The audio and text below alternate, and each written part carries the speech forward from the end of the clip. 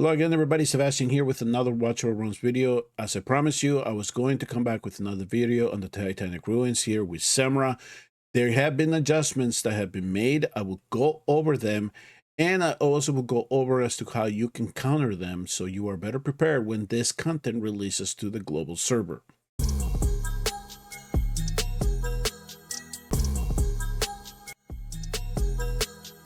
The footage that I'm going to show you here today is actually footage that I collected during my stream, where I actually went over and played around with the boss just to see what it is to change and how we can then counter him.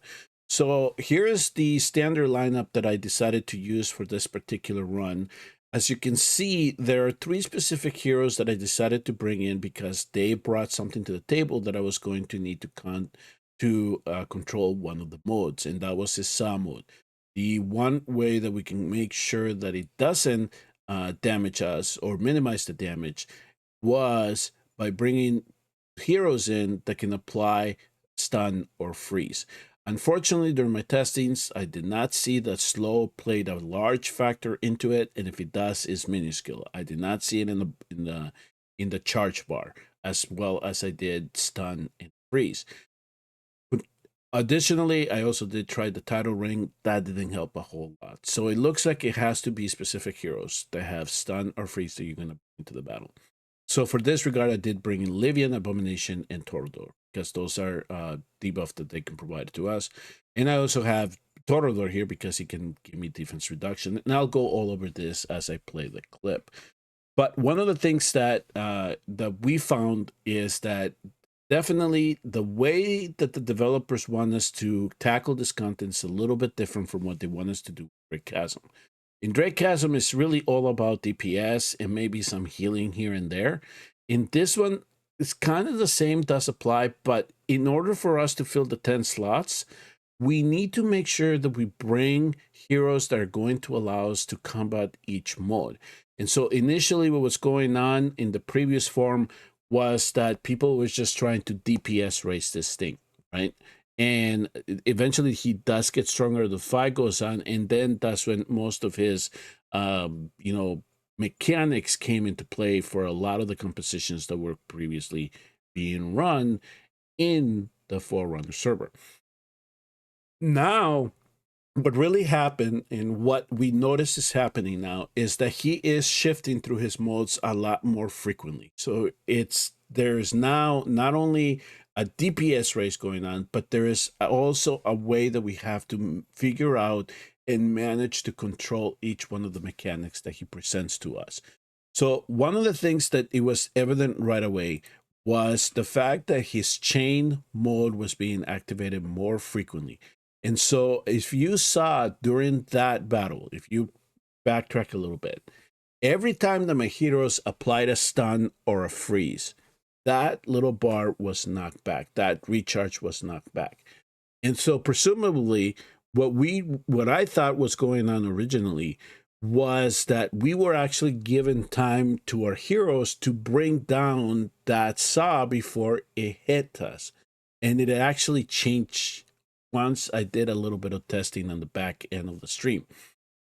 You see here now with his shield mode, this is also now being activated a little bit more frequently. And one of the things that you notice here is this little blue buff that he gains. That's his Aegis mode. When he activates this Aegis mode, there are several things that are going on. His attack goes up, his defense goes up, his magic resistance goes up, his physical damage resistance goes up. So we have to figure out a way to bring a composition that is going to allow us to counter this Aegis mode. And so we have to make sure that we're bringing heroes that have vulnerabilities, that have defense down. And as it says in the kit of his mechanic, this debuff, this buff that he gains can be dispelled, but we currently don't have heroes that can do that. But if you have seen the anniversary notes, there is one hero that has that mechanic in his kit. And so I think that he is going to be integral for that regard to remove these Aegis mode. And as you will see, as the battle does build up, he gains more stacks of this Aegis mode.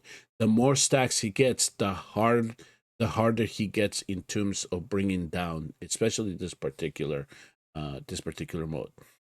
All right, so besides the Aegis mode, also now the venom comes into play, and that is getting activated a little bit more frequently. The arm is swinging back around a little bit more, and now as he does it, he periodically will gain stacks as well. So it does more damage on the long haul as we get more. So you want to bring your dispellers. You want to make sure the Madan, Eloin, Eunomia, Tasomi. Tasomi is a little bit conditional, so you have to activate it properly. You bring in those dispellers. So as you saw me here in this here, I'm waiting for the second spray. So he's going to spray me again. So here is when then the damage starts building up. You see some of my heroes are losing health a little bit more frequently. So this is where I'm going to dispel them. The other thing too is that when they have this venomic, this acidic venom on them, and they have the poison on them, every time that he does that slam, it actually adds damage to it.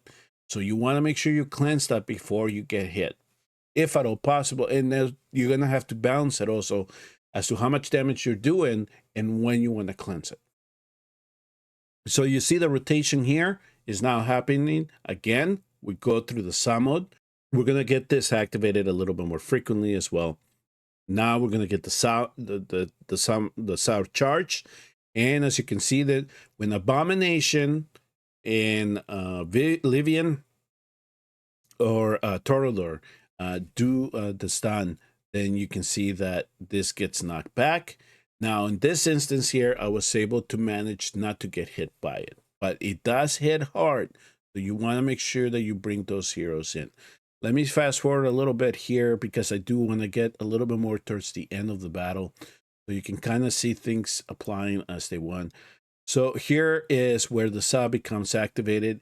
And now here's where I was starting to notice one thing. It was, I expected this to hit me harder as the battle went on, but there is something interesting going on with this particular mode here, is that I am countering by applying those stuns and freezes.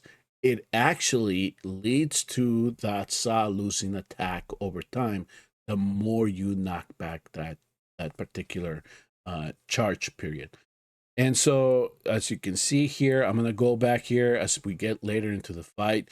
The Aegis mode, now he's stacking these much more frequently. So the battle is getting harder.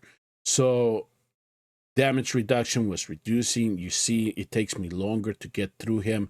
He does a little bit more damage here, and we need the healers to recover us as much as possible. And then now here with the spray, I think that this is where I might wipe out. No, I think it's a little bit later. So let me show you what happens with the venom as he starts applying it to us. So here is a little bit before the run, and that you saw how I had to activate it right away because I noticed that my heroes were losing their HP. So I had to compromise. I had to use it. And you saw that the next spray came in. Now, if you can bring a second dispeller on the composition, it probably helps you out. In this one here, I held out as much as I could, with the acidic venom on me. And I was waiting for Madan to get her rage back up so I could activate it. But you can see here right now, Madan and Hollow are just healing as much as possible. And unfortunately, this acidic rain or venom does reduce the amount of healing that we can get. So make sure that you get speed on your healers if you want to possibly counter that in terms of living with it. But as you're going to see here later on in the battle, when it comes to the acidic venom, see here was this one here. So here's the first spray.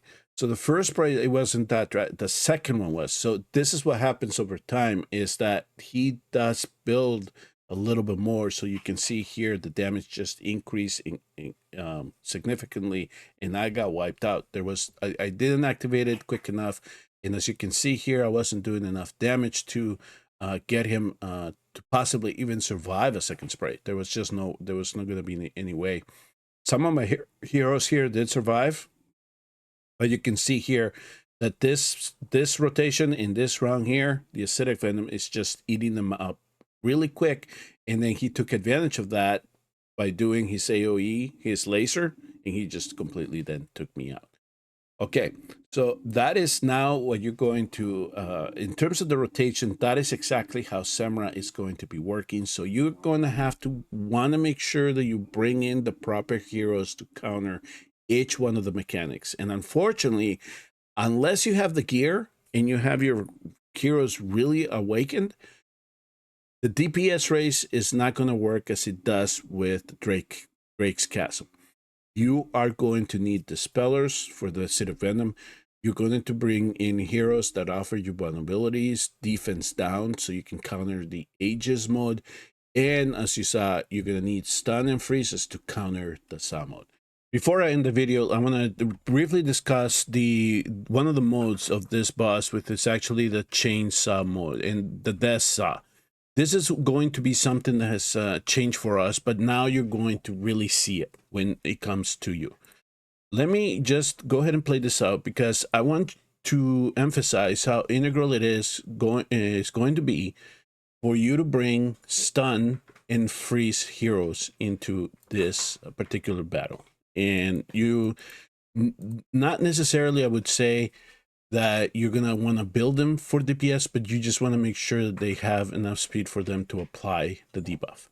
So here, we're starting right away. We start with the death saw. So we have to deal with this particular mode to begin with. So I'm going to show you one of the heroes that is coming into the global server. You had her in the Forerunners server for a while. Her name is Helga, and I'm going to show you something about her kit, particularly, and why this works so great. Here is Helga. She was actually introduced in the Forerunners server a while ago, so we've actually had some extensive playtime with her. I did a showcase on her very early on. I welcome you to go and look at it if you want to see exactly what she can do. But I think we now can unlock her true potential, because one of the areas that she was doing really well in is the Lord of Sticks. She can melt that shield because of her ultimate. Her ultimate is a multi-strike attack, and this is like an automatic machine gun. It just throws out so many hits, and you not necessarily care about the damage. You're just using her for that matter. It's the fact that she just does so many hits on this. Here's the other benefit of that, though. And she also has a specialized attack speed, so that's why I usually build her with an attack speed amulet to take advantage of this. Now, here's the thing as to why it's going to make her so good for Samra, is that for every 8 strikes, she applies a stun. Okay, now keep that in mind. Let me show you exactly what I mean as to how this particular chainsaw mode works. So I'm gonna bring in Mary. Mary is our freeze heroes, as you know. So now I'm gonna bring here L1 for the heal, and I'm gonna bring my guy Orem here just to tank for us just at the beginning. I'm gonna leave it at 1x speed.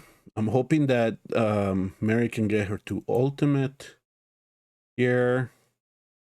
So what I'm going to do for this instance is I'm just going to let him hit us, just to show you how much this can hit. So let's prepare for that. So you saw no stuns, no freezes. So we did not apply any discharge to the arm. So here he is. He's just chopping us down. Does a lot of damage. In Apocalypse 2, it's even more serious. All right, now let me set this up again. Now, we're going to bring in Mary again. So now remember, Mary has a freeze and when we activate her ultimate. So that's what I'm going to wait for her to do. We're going to need our tank. We need somebody to take that slam that he does at the beginning. So make sure that you place your tank down as early as possible. So now the damage spread out a little bit because we did have rocks landing on us. Okay, so now I'm going to activate the ultimate, and you see as she applies the freezes, you see all these knockbacks that are going on right now. So we're going to get about 4 or 5 of these. But one of the things that it says here is that while we prevent the discharge of the arm by inflicting a CC like stun or freeze. So initially we thought we were just giving ourselves some time to bring down that HP here so we can get him into the weakened state. Now, if this is working as intended, here is what's happening. Is that because we are applying a stun or a freeze to the charging arm, we are actually reducing the amount of damage that we get in the long term. However, do keep in mind, please, that one of the things that this boss will do is that when he hits us with this arm, he will apply a vulnerability debuff on us. So we have to bring this down as soon as we can. By applying it in the stun and the freeze, we minimize the damage, but if we let that build over time, he will catch up to us. And so we have to get him out of this mode as soon as we can, because we do have those debuffs being applied to us. So that is one thing that you have to keep in mind as you enter into this stage. So why is Helga going to be so good for this? Well, you saw how hard he hit that first time. Now, so typically in Apocalypse 2, you're probably going to want to bring in multiple heroes so you can apply as many stuns and freezes as you can. So now Helga here, on the other hand, and one of the things that we found out on stream is that Helga can actually do a hell of a job with this. So here is Helga. I'm going to put Elo in here, and now I'm going to put the tank. And just for kicks, I want to put in Mary here. Now I'm not going to activate Mary yet. So Helga's ultimate's going to come back up. Her exclusive will make her rage build a lot faster, so we'll be able to come back to it really quick. All right, so now what I'm going to do is I'm going to wait for him to charge, and then I'm going to go ahead and activate her ultimate. Now, here we go. Look at this bar. Because remember, this is just rapid fire that she's doing here. So all these strikes are coming in, and remember, after 8 hits, she applies a stun. So we're knocking this 9 to 10 times. Now I'm going to let him hit us, since we didn't do enough damage, right, to get him into the weakened state. And because of it, in comparison to how much our health dropped in the previous 2 examples, he hits like a noodle.